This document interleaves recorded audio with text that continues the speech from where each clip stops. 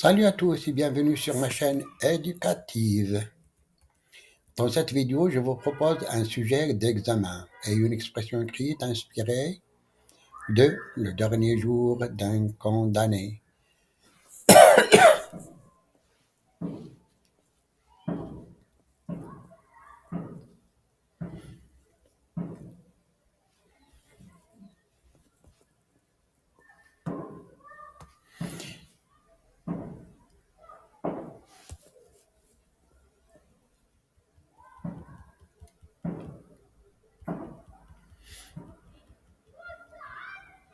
Salut à tous et bienvenue sur ma chaîne éducative.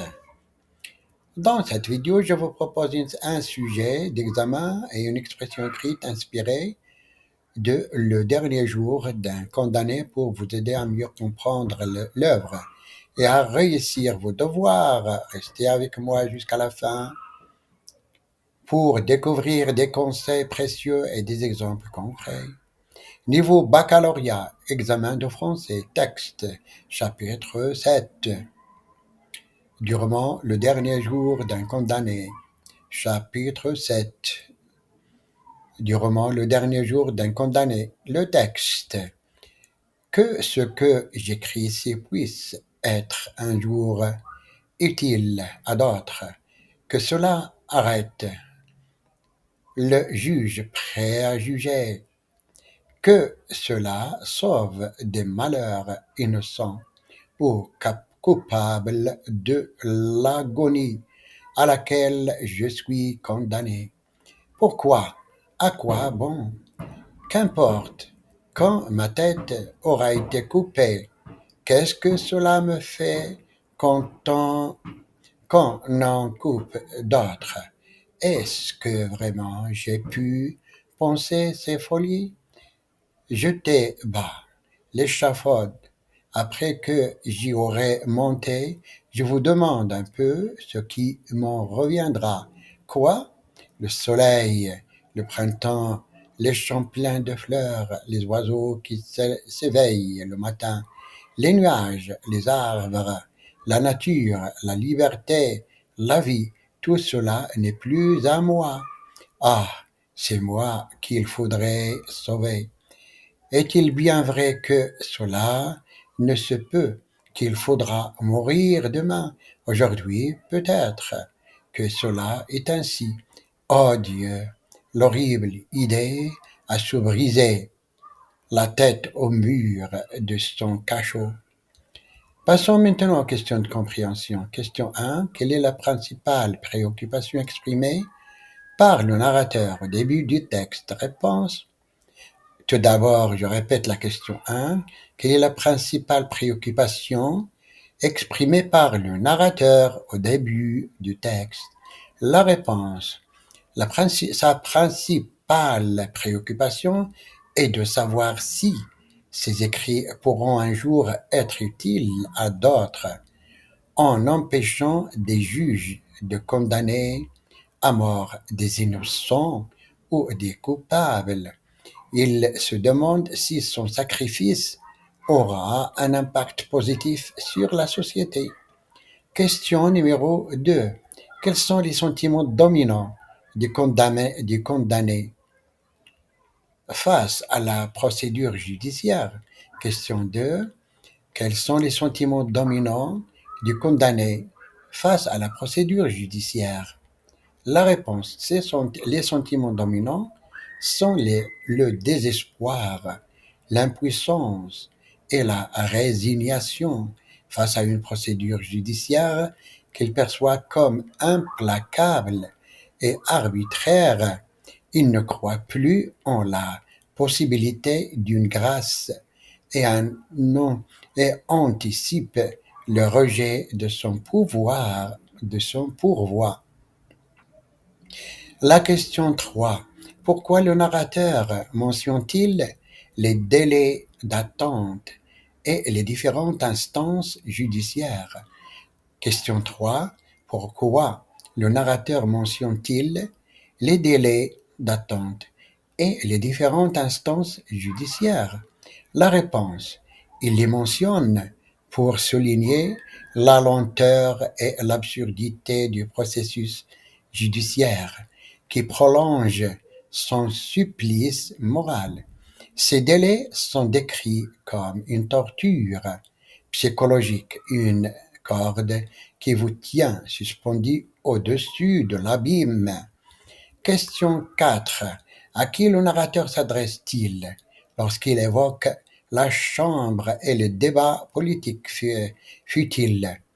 Question 4. À qui le narrateur s'adresse-t-il lorsqu'il évoque la Chambre et les débats politiques futiles? La réponse. Il s'adresse de manière rhétorique aux représentants politiques, les interpellant sur leur indifférence face à la question cruciale de la peine de mort. Il les accuse de se perdre dans des détails insignifiants alors que des vies sont en jeu. Question 5. Quel est l'effet émotionnel final du narrateur tel qu'il ressort de la dernière phrase du texte? Question 5. Quel est l'état émotionnel final du narrateur tel qu'il ressort de la dernière phrase du texte? La réponse. L'état émotionnel final est un mélange d'angoisse et de désespoir face à l'idée de sa mort imminente. La dernière phrase traduit une horreur intense à l'idée de se briser la tête contre les murs de sa cellule, symbolisant son enfermement physique et psychologique. Passons maintenant aux questions d'analyse de langue. Question 1. Identifier et analyser la figure de style dans l'expression. Le pourvoi, c'est une corde qui vous tient suspendu au-dessus de l'abîme et qu'on entend craquer à chaque instant jusqu'à ce qu'elle se casse. Question 1. Identifier et analyser la figure de style dans l'expression. Le pourvoi, c'est une corde qui vous tient suspendu au-dessus de l'abîme et qu'on entend craquer à chaque instant jusqu'à ce qu'elle se casse. La réponse, il s'agit d'une métaphore. Le pourvoi en grâce est comparé à une corde fragile au-dessus d'un abîme, soulignant l'état de suspension et l'incertitude du condamné, ainsi que la menace constante de la rupture, la mort. Question 2. Quel est le niveau de langue dominant dans le texte? Justifiez votre réponse avec des exemples. Question 2. Quel est le niveau de langue dominant dans le texte? Justifiez votre réponse avec des exemples. La réponse. Le niveau de langue dominant est soutenu, voire littéraire. Cela se manifeste par un vocabulaire recherché, agonie, futile, démêlé, colleté, des constructions syntaxiques complexes, longues phrases avec des subordonnées, l'utilisation de figures de style élaborées. Question 3. Analysez l'emploi des questions rhétoriques dans la première paragraphe. Quel est leur effet? Question 3. Analysez l'emploi des questions rhétoriques dans le premier paragraphe. Quel est leur effet? La réponse. L'emploi des questions rhétoriques, pourquoi, à quoi, bon, qu'importe, exprime le doute et le désespoir du narrateur quant à l'utilité de son sacrifice. Elle renforce le caractère pathétique du texte et invite le lecteur à s'interroger sur le sens de la peine de mort.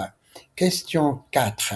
Relevez dans le texte une expression qui dénonce l'absurdité de la bureaucratie judiciaire. La question 4. Relevez dans le texte une expression qui qui dénonce l'absurdité et la bureaucratie du judiciaire.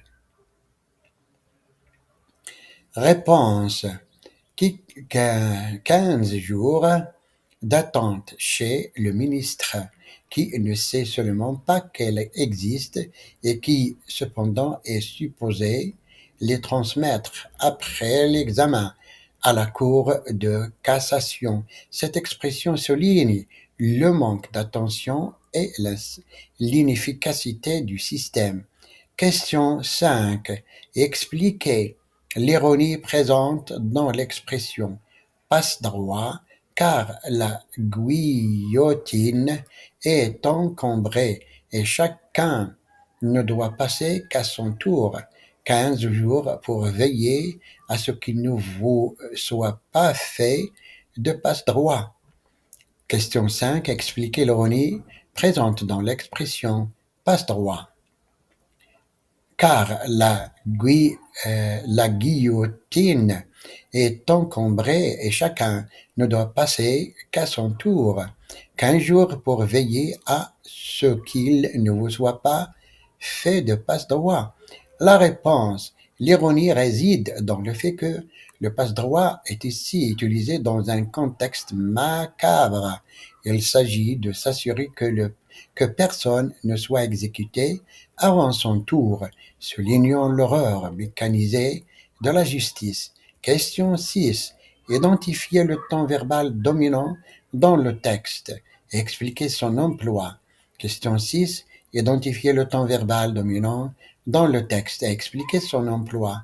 La réponse: le temps verbal dominant est le présent de l'indicatif et est utilisé pour décrire les étapes de la procédure judiciaire, donnant un effet d'actualité et d'universalité. Exprimer la pensée et les sentiments du narrateur au moment de l'écriture, donner plus de force aux dénonciations et aux interpellations. Question 7. Comment le champ lexical de la justice est-il connoté dans le texte? Donnez des exemples. Question 7. Comment le champ lexical de la justice est-il connoté dans le texte? Donnez des exemples. Réponse. Le champ lexical de la justice est connoté de manière négative. Exemple: guillotine, condamné, bourreau, agonie, échafaud. Ces termes créent une atmosphère sombre et oppressante, dénonçant la cruauté de la peine capitale. Question 8. Quelle est la fonction de la parenthèse, comme ils disent, après les pièces? Question 8. Quelle est la fonction de la parenthèse, comme ils disent, après les pièces? La réponse: cette parenthèse marque une prise de distance du narrateur vis-à-vis du jargon judiciaire. Il souligne son statut de prisonnier et son regard critique sur le langage administratif déshumanisé. Question 9. Décrivez la phrase suivante au niveau de la langue courante. Que dirait la chambre au milieu des futiles démêlés qui font si souvent collecter de manière par l'opposition et l'opposition par le ministère? Question 9. Réécrivez la phrase suivante au niveau de langue courante. Que dirait la chambre au milieu des futiles démêlés qui font si souvent collecter de ministère par l'opposition et l'opposition par le ministère? La réponse: qu'est-ce que les députés diraient au lieu de se disputer pour des bêtises qui font toujours se battre le gouvernement et l'opposition? Question 10. Expliquez l'allusion historique implicite dans la référence à Monsieur Moguin et Monsieur Thiers. Question 10. Expliquer l'allusion historique implicite dans la référence à Monsieur Moguin et Monsieur Thiers. La réponse. L'allusion à Monsieur Moguin et Monsieur Thiers fait référence à des figures politiques de l'époque de Victor Hugo, connues pour leurs débats parlementaires souvent stériles. En les interpellant, le narrateur dénonce l'obsession du monde politique pour des questions secondaires au détriment des enjeux humains fondamentaux. Passons maintenant à la production écrite. Le sujet. La peine de mort est-elle une justice ou une vengeance? Dans un texte argumenté d'environ 300 mots, développez votre point de vue en vous appuyant sur des exemples précis et en tenant compte des arguments pour et contre cette pratique. Je répète le sujet. La peine de mort est-elle une justice ou une vengeance? La peine de mort est-elle une justice ou une vengeance? Dans un texte argumenté d'environ 300 mots, développez votre point de vue en vous appuyant sur des exemples précis ou en tenant compte des arguments pour et contre cette pratique. Les critères d'évaluation. Conformité à la consigne, cohérence de l'argumentation, organisation du texte, correction de la langue, et mise en page et ponctuation, et couverture d'esprit et nuance. Passons maintenant à la correction de la production écrite possible. La peine de mort est un sujet de débat passionnel qui oscille entre les notions de justice et de vengeance. D'un côté, il est perçu comme une punition ultime pour les crimes les plus odieux, un moyen de protéger la société et de dissuader les potentiels criminels de l'autre. Elle est dénoncée comme un acte barbare, une violation des droits humains et une expression de la soif de vengeance.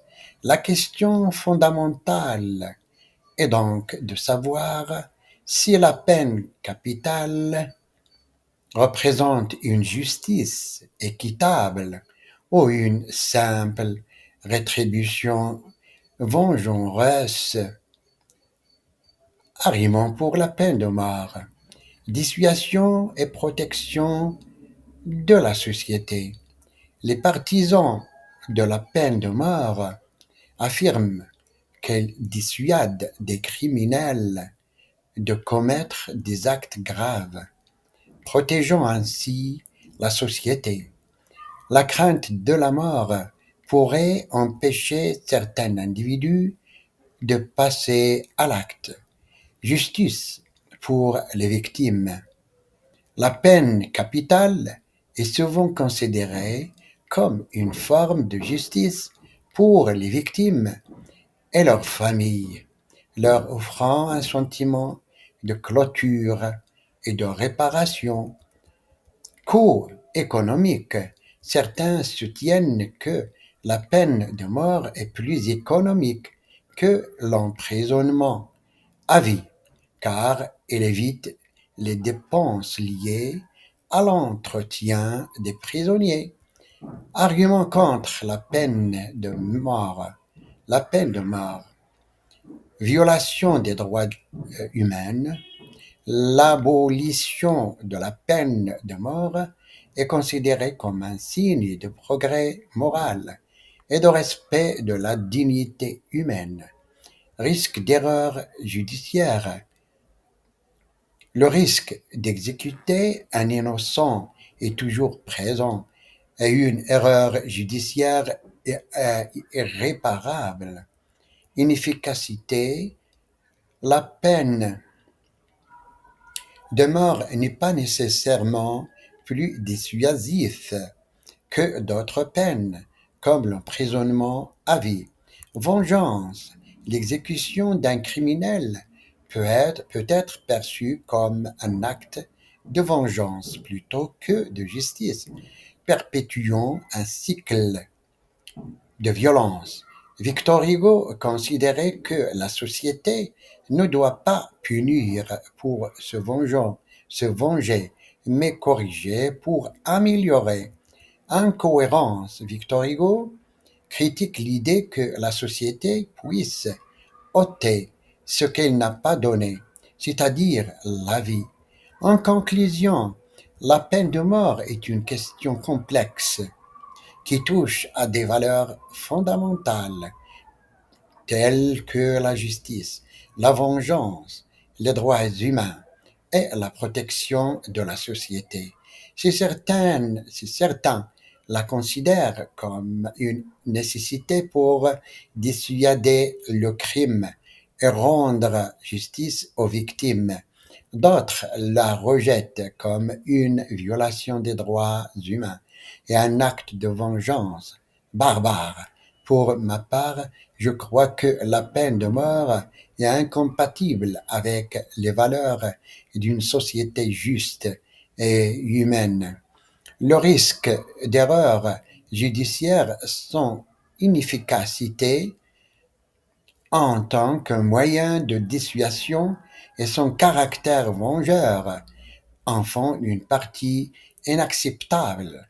Il est préférable de privilégier des peines alternatives qui permettent la réhabilitation,